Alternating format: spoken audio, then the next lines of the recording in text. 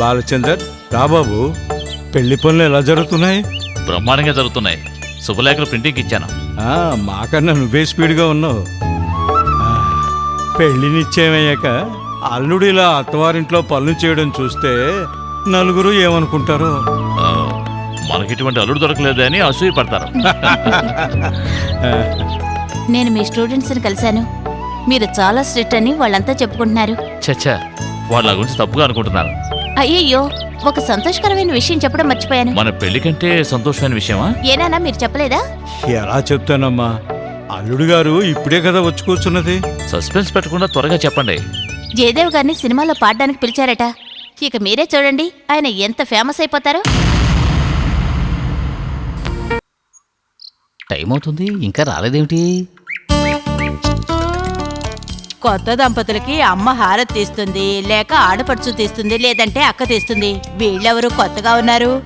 మీరు చెప్పిన వాళ్ళెవరు ఈ ఇంట్లో లేరని మీకు తెలీదా బామ్మా? నేను బామ్మనా? లేకపోతే పడుచుదానివా? ఊరుకో అర్చన, పరిస్థితి తెలియకుండా మాట్లాడుకో. ఇద్దరు మగవాళ్ళు అడ్జస్ట్ అవుతారు కానీ ఇద్దరు ఆడవాళ్ళు మాత్రం అడ్జస్ట్ అవ్వరే. వచ్చేసారు.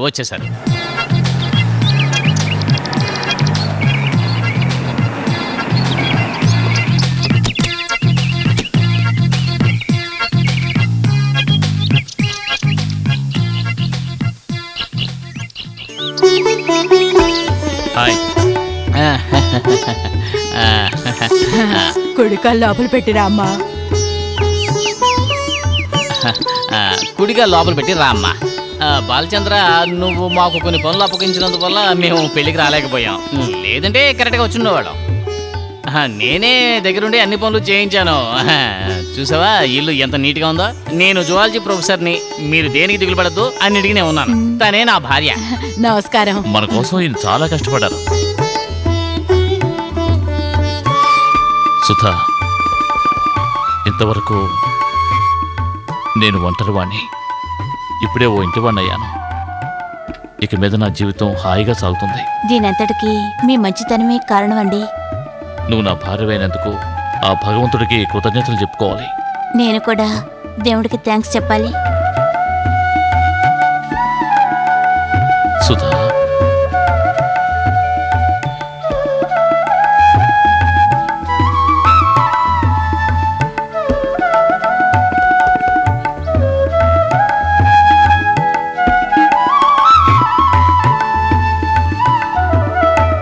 జాబున రోజైతే మాత్రం ఇంత ఆలస్యం చేస్తే ఎలా? ఎదురు చూసి కళ్ళు కాయలు కాచాయి. నాకు మాత్రం ఆశ లేదా?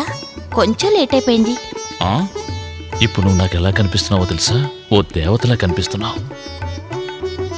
మొదట్లో ఇలాగేగా కాకపడతారు. అయ్యో, పాలన్నీ పోయాయండి. ఏమిటండి? అయ్యో, ఎవడు వాడు ఈ టైంలో డిస్టర్బ్ చేస్తున్నాడు? నేను వెళ్ళి చూసొస్తాను. హలో, అవును, ఏమిటి? ఏమైంది? అయ్యో, నాన్నా! సుధా, ఏమైంది? సుధా, ఏమైంది మీ నాన్నకి? హలో, ఆయనకి ఏమైంది? ఓ, ఇప్పుడు ఎలా ఉంది? ఎక్కడా? సరే, నేను నాన్నను చూడాలండి. పెడదాం సుధా, ఒక్క నిమిషం.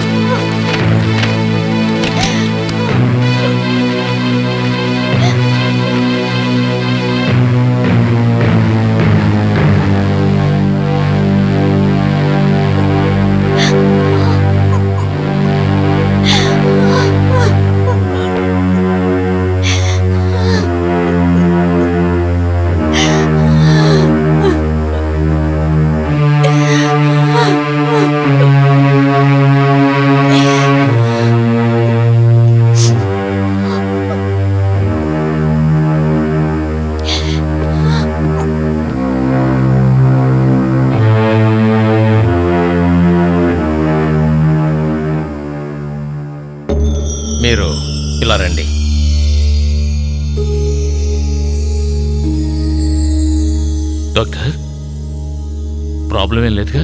నిదానంగా తగ్గుతుంది. స్పీడీ రికవరీకి అవకాశమే లేదు. దాదాపు ఇక్కడ ఒక వారం ఉండాల్సి వస్తుంది. వారం రోజుల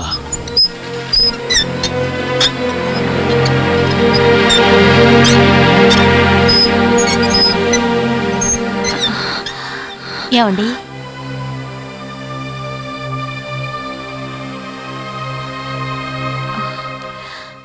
మీకేమైనా అర్జెంట్ పని ఉంటే వెళ్ళండి. నాన్నగారిని నేను చూసుకుంటాను. పర్వాలేదు, ఆయన కోలుకొనివ్వు. మా హనీమూన్ అంతా ఆ హాస్పిటల్లోనే గడిచిపోయింది. అదో పెద్ద కథ. 2 వారాల తర్వాత హాస్పిటల్ నుంచి ఆయన డిశ్చార్జ్ చేశారు. సుధా నేను ఇంటికొచ్చాం. వచ్చి 1 నెల రోజులు కూడా కాలేదు. ఈలోగా ఆయనకి మళ్ళీ అటాక్ వచ్చింది. మేము అక్కడికి వెళ్ళాం. ఇంతకు మించి ఇక్కడ మీరిద్దరు ఉండి కష్టపడద్దు. వచ్చి 3 రోజులైంది కదా, మీరిక బయలుదేరండి. మీరు వెళ్ళండి, నేను నాన్న దగ్గరే ఉంటాను.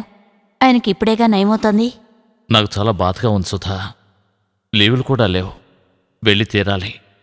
మీరు బయలుదేరండి. వచ్చే ఆదివారం వస్తే చాలు.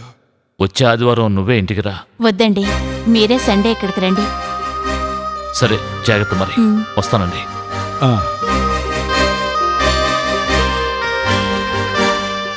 ఈ టైంలో మంచి డెసిషన్ తీసుకున్నారు. సార్కు నయమేంత వరకు సుధన్ ఇక్కడే ఉండనివ్వండి. లీవ్ దొరికినప్పుడు మీరు వస్తే చాలు.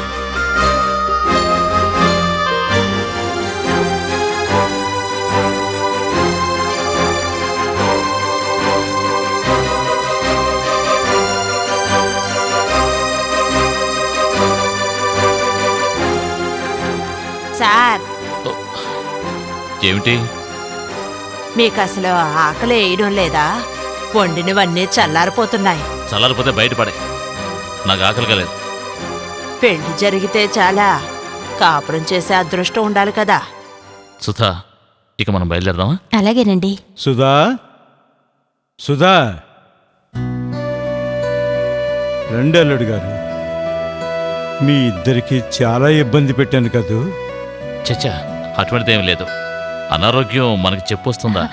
ఏమండి, జయదేవ్ గారు రికార్డింగ్కి మనల్ని రమ్మని చెప్పారు. కారు కూడా పంపిస్తానన్నారు. ఓ, అందుకేనా ఇంత బాగా రెడీ అయ్యావు? మీరు కూడా రండి. నా కోసం ఎదురు చూసే వాళ్ళు ఎవరూ లేరు. నాకు రావడం కూడా ఇష్టం లేదు. ఆ, నానా, కారు వచ్చింది, రండి. ఆ, వెళ్ళొస్తామండి. ఉమ్.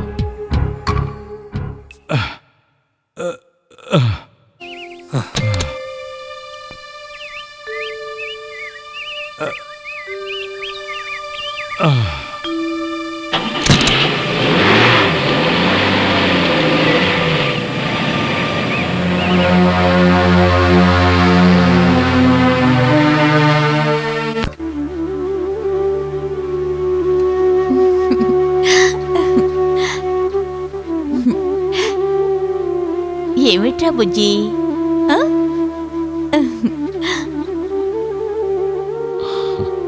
1.5 year. కానీ మనం కలిసున్నది 1.5 month. మొత్తానికి అమ్మానాన్నమయ్యాం. నాన్నకి ఒంట్లో బాగోలేదు. నేను తప్ప ఆయనకి ఎవరున్నారు? అయ్యో, ఏం ఎండలు అసలు తట్టుకోలేకపోతున్నాం. ఇదిగో తీసుకోండి. ఇవన్నీ ఎందుకు? ఇవన్నీ మీ పాప కోసం. పిల్లలకు బొమ్మలు కొనిస్తే మాకు కొంచెం సంతోషంగా ఉంటుంది. దాన్నెందుకు వద్దని చెప్తారు? అరే బుజ్జి కన్నా, ఇవ్వు, ఇవ్వు, ఇవ్వు, ఇవ్వు. ఎందుకు ఇన్ని బొమ్మలు తీసుకొచ్చారు? ఆ, ఇన్ని బొమ్మలతో ఏం వాడుకుంటుంది? అవును, ఇంట్లో ఎవరు లేరా? బయటికి వెళ్ళారా? ఎవరూ లేరు, నేను ఒంటరిగానే ఉన్నాను. నేను ఇక్కడేగా ఉన్నాను. ఉన్నావు, ఉండి ఏం ప్రయోజనం? ఆడికి అమావాస్యకే కదా వస్తావు. నా కూతురికి వాళ్ళ నాన్నున్నారు. మా నాన్నకి నేను ఒక్కదానిగా ఉన్నది. ఇక్కడికి వచ్చి ఉండను అన్న పట్టుదల ఆయన ఇంకా విడవలేదన్నమాట. అందరూ మా నాన్న మొండితనం గురించే మాట్లాడుతున్నారు. నాకు బాధగా ఉంది. ఎవరూ ఆయన బాధని అర్థం చేసుకోవడం లేదు. ఏయ్, హలో, ఎవరు? అలాగా, బయలుదేరొస్తాను. చీకటి పడేలోగా బయలుదేరు. నువ్వే వస్తావా, తీసుకురావడం నేను రావాలా? ఎందుకలా కోపంగా మాట్లాడతారు? నాన్నకు చాలా సీరియస్గా ఉందట.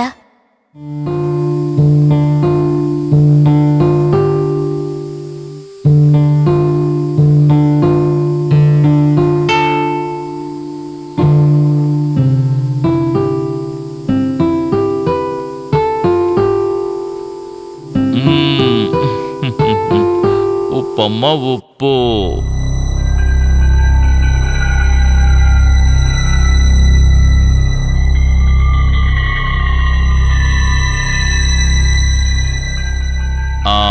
Very good. ఆను అది. పవని, పిలిచారా సార్? సుత వెళ్ళి వారం అయింది. నేను వెళ్ళి తనని తీసుకొస్తాను. పాపని నేను చూసుకుంటాను, మీరు వెళ్ళిరండి సార్. రారా కన్నా. ఆకాశ దేశాన ఆషాఢమాసాన మెరిసేటి ఓ మేఘమా. సుధా, వెంటనే నాతో బయలుదేరు. నేను తీసుకెళ్ళడానికి వచ్చాను. అల్లుడు గారు ఆ, ఆ, వచ్చి కూర్చో బాబు. నేను కూర్చోడానికి రాలేదు, మిమ్మల్ని చూసుకోవడం కోసమే దీన్ని ఇక్కడికి పంపించాను. ఇక్కడికి వచ్చి వీడి కచేరీ వినడం కోసం కాదు. బాలచందర్, ఎందుకు ఇలా మాట్లాడుతున్నావు? నీకేమైంది? సుధా, నువ్వు నా భార్యగా ఉండాలి అనుకుంటే ఈ నిమిషం నాతో పాటు బయలుదేరా. అది కాదండి, నేను చెప్పేది వినండి ప్లీజ్. ఇక నేనేమీ వినదలుచుకోలేదు. రావాలనుకుంటే రా, లేదంటే ఇక్కడే ఉండు. ఏమండి?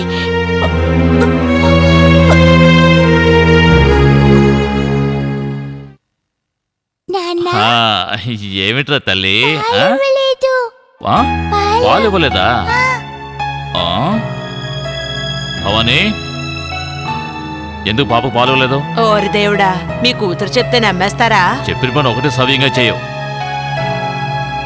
తండ్రికి కూతురు మాట అంటే వేదం.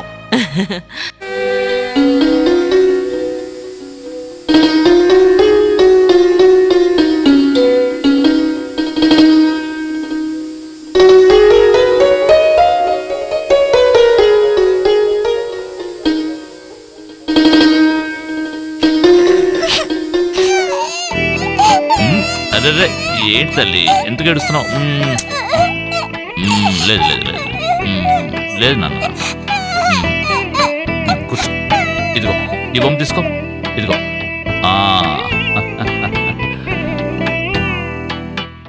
సుధా,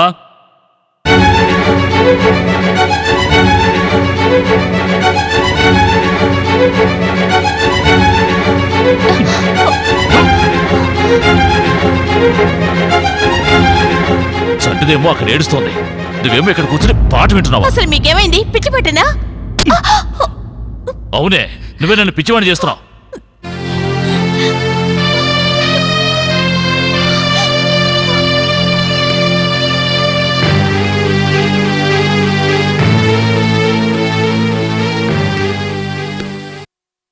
తల్లి, ఎక్కడున్నావురా? ఓ లేదమ్మా, లేదు లేదు, ఏడకు. అమ్మగారు బయటికి వెళ్ళినప్పటి నుంచి ఒకటే ఏడుపు. సుధ బయటికి వెళ్ళిందా? ఎక్కడికి వెళ్ళింది? వాళ్ళ నాన్న ఒంట్లో బాగోలేదని ఎవరో వచ్చారు. వెంటనే అమ్మగారు బయలుదేరి వెళ్ళిపోయారు. వచ్చింది ఎవరు? ఆ పాటలు పాడేతనే.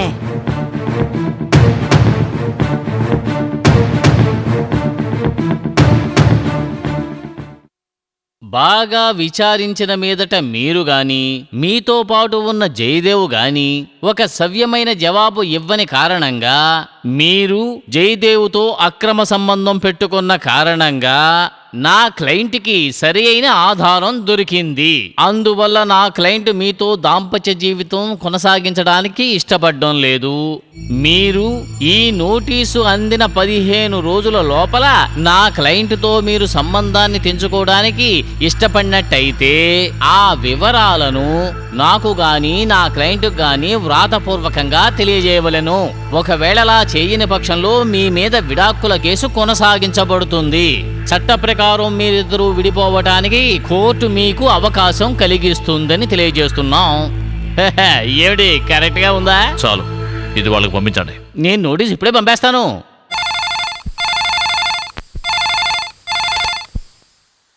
హలో, అవును.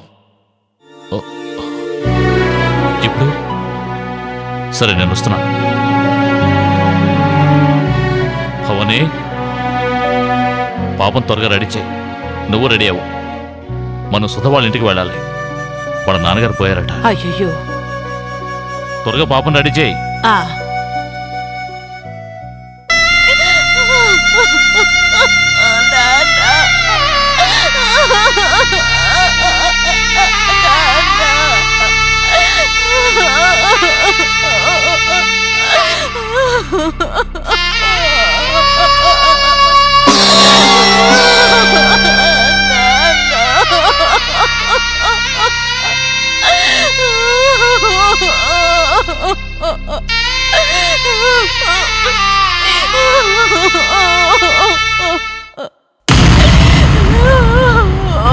అందరూ వచ్చేసారుగా, ఇంకా ఎందుకు ఆలస్యం?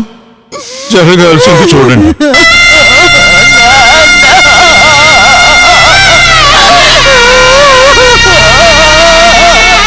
బాలచందర్, నువ్వు వచ్చి పట్టుకో.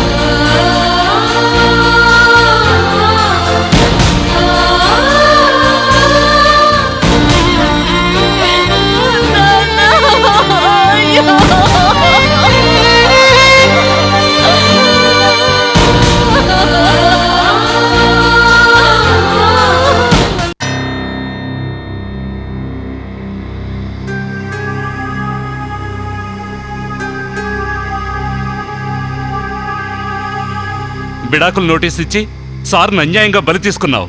ఏయ్, ఏమిట్రా నువ్వు మాట్లాడదే? ఆయన్ని చంపింది నువ్వేరా? ఆయన కూతుర్ని నా నుంచి విడదీశావు. నా కూతురు భవిష్యత్తును నాశనం చేశావు. ఏయ్, మెల్లగా మాట్లాడు. ఎందుకురా మెల్లగా మాట్లాడటం? వెన్నెవరా? అందరినీ వెన్నెవు. నీ నిర్వాకం ఇక్కడికి వచ్చిన వాళ్ళందరూ తెలుసుకుంటారా? ఇలాంటి పరిస్థితుల్లో గొడవ పడటం మీకేమన్నా సబబుగా ఉందా? మీరు కాస్త ఓపికగా ఉండండి. అయినా నీతో మాట్లాడే ప్రయోజనం లేదు. ఎవరిది తప్పో సుధని అడిగితే చెప్తుంది.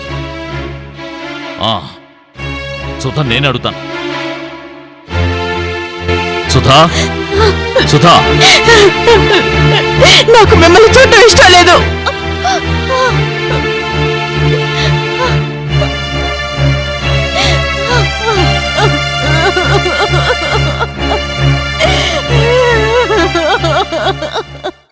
నన్ను చూడటం ఇష్టం లేదని నా ముఖం మీదే చెప్పింది. కాసేపు అక్కడే నిలబడి ఆ తర్వాత వచ్చేసాను. ఏ ఆ తర్వాత నేను తను చూసింది కోర్టులోనేనమ్మా. అక్కడ మేము చట్ట ప్రకారం విడిపోయాం. సంతకం పెట్టేటప్పుడు కూడా మీ అమ్మ ఎక్కెక్కి ఏడ్చింది. అప్పుడు నేనున్న మానసిక స్థితిలో అదేమీ నేను పట్టించుకోలేదు. నాన్నా, చాలా పొద్దుపోయింది, వెళ్ళి పడుకోమ్మా.